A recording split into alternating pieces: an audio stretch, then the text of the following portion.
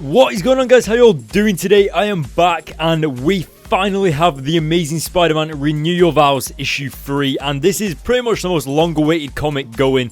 Now, before we jump into the issue, I just want to let you guys know that I am doing a physical comic giveaway for the Amazing Spider-Man Renew Your Vows issue 1 again, and this time I just want you guys to put in the comments below the word comic and just let me know what you thought about this particular issue. Like, did you like this issue 3? Did you not? Like, what are you looking forward to in it? Just let me know in the comments below, and make sure you put that word comic at the end or something like that. And yeah, that'll enter you into the giveaway, and I will reveal the winner in the Amazing Spider-Man Renew Your Vows issue 4 review, which should be in about a month's time. So that should give you guys a pretty decent amount of time to watch this video and enter the giveaway. But yeah, so guys, I hope you're all looking forward to this issue as much as I am. Of course, I've already read the issue because, well, I'm reviewing it, but nonetheless, I'm still looking forward to it, as you guys should be as well. So without further ado, let's dive in and let's go. So when you first pick up the issue and you turn over into the first page, you'll be introduced to a character called Mr. Roman, and he's pretty much asking about Spider-Man's powers. And when I read this, I was like, what? Spider-Man's powers are classed as mid-level abilities? This is Spider-Man we're talking about, and his abilities are classed as mid-level? Please. I should probably point out that the artwork in this issue is phenomenal, and I'll actually get onto that later on again. But right now, as you can see on screen, Regent is actually saying that Spider-Man is the key to his master plan, and none of the other superheroes' powers matter, and it is Spider-Man's powers that are the key to everything. So again, Spider-Man is the one that got away. Spider-Man is the one and the only one that Regent truly needs. And that kind of makes you wonder as well, what could Regent possibly need of Spider-Man's powers to fulfill his plan? Like, what does Spider-Man possess that Regent needs? Is it his wall-crawling ability? Who knows, but maybe you guys can put that in the comments below about your ideas. But as you can see on screen, Spider-Man goes to see the Tinkerer to get some inhibitor chips, and of course, it's not every day that Spider-Man goes to the Tinkerer for something like this. So we can probably say that Spider-Man is in desperate need of these inhibitor chips. But just like Spider-Man's luck, Tinkerer double crosses him and actually alerts one of the Sinister Six members, such as Dr. Octopus, and he comes crashing through the building. And of course, back there we just saw what looked to be Nick Fury.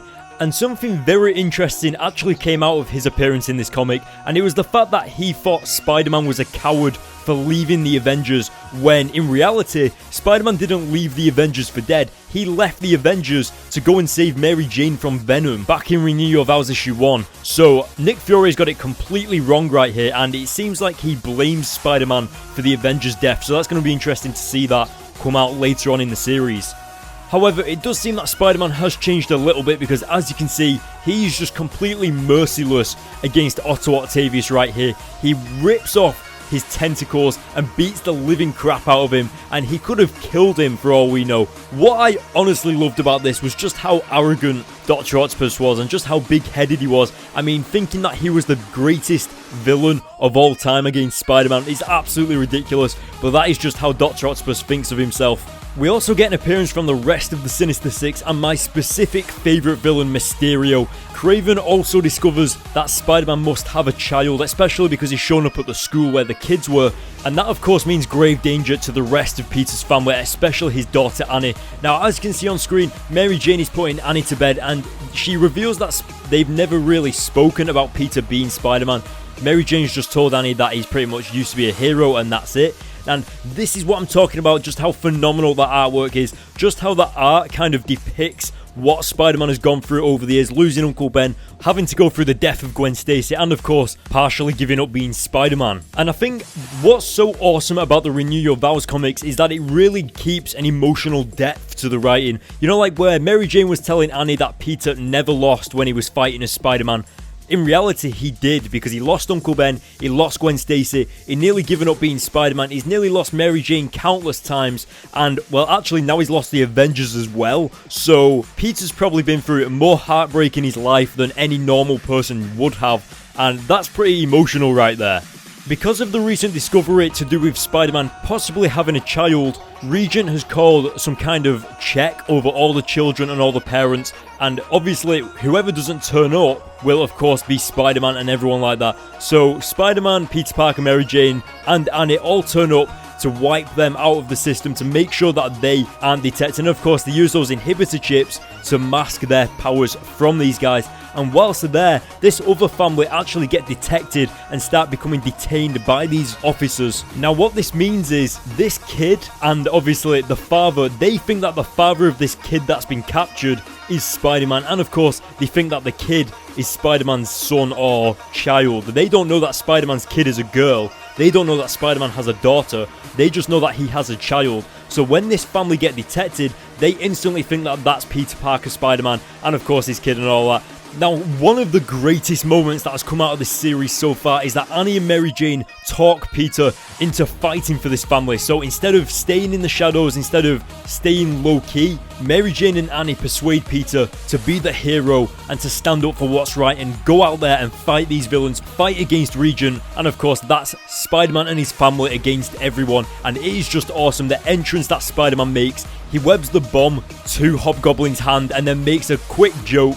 Nobody laughs, but Spider-Man is just stood there in his awesome black costume and swings in there ready as ever to fight the Sinister Six head on, all whilst the crowd watch, and they just cannot believe their eyes when they see that Spider-Man has returned to fight for them, to stand up for what's right. And just look at how he's obliterating the Sinister Six. Shocker is just standing there missing every bullet, and as we just saw about that, Mysterio was actually looking into the CCTV footage and is pretty much trying to figure out who Spider-Man's family truly are. And Annie actually wants to help Spider-Man do this, but Mary Jane will not let her. And whilst they're having this discussion, two guards actually overhear their conversation and grab Annie and Mary Jane and run off and kidnap them for Regent. And Spider-Man is being held down by the Sinister Six in this fight whilst he watches his wife and daughter get taken away. Now, of course, what usually happens when Spider-Man sees what he loves go away, like he's taken away from him, usually Spider-Man just finds this power from within and just takes out everybody. He goes hammer lamb and goes absolutely crazy. So hopefully we'll see that in the next issue, but already the black suit is on, which means that he's serious. So I expect it to get some pretty freaking crazy stuff in the next issue, so look out for that, guys. But what did you think of this issue? Let me know in the comment section below. Of course, I'm going to give this issue a 10 out of 10. You can probably tell just by my voice just how excited and just how awesome I think that this issue is. Now what you need to do, guys, is go to the links in the description to follow me on Twitter and Facebook to get all of the latest comic book news, and of course to hear when my videos are going up, when they're being edited and uploaded, etc. And of course, if you want to know what I'm doing in my free time when I'm not editing these videos, then go to my Instagram and hit the follow button on there. Guys, for more, hit the subscribe button, hit the like button on this video. Don't forget about the giveaway that I'm doing, and I will see you all in my next video.